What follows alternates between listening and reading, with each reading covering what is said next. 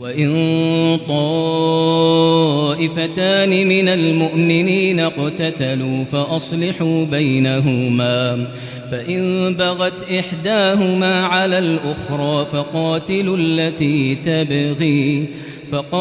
التي تبغي حتى تفيء إلى أمر الله فإن فاءت فأصلحوا بينهما بالعدل وأقسطوا إن الله يحب المقسطين. إنما المؤمنون إخوة فأصلحوا بين أخويكم واتقوا الله لعلكم ترحمون. يا أيها الذين آمنوا لا يسخر قوم من قوم عسى أن يكونوا خيرا منهم ولا نساء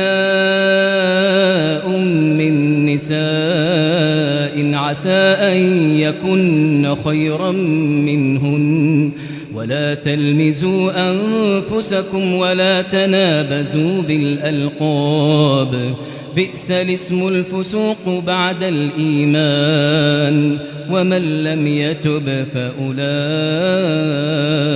هم الظالمون. يا أيها الذين آمنوا اجتنبوا كثيرا من الظن إن بعض الظن إثم ولا تجسسوا ولا يغتب بعضكم بعضا أيحب أحدكم أن يأكل لحم أخيه ميتا فكرهتموه واتقوا الله إن الله تواب رحيم.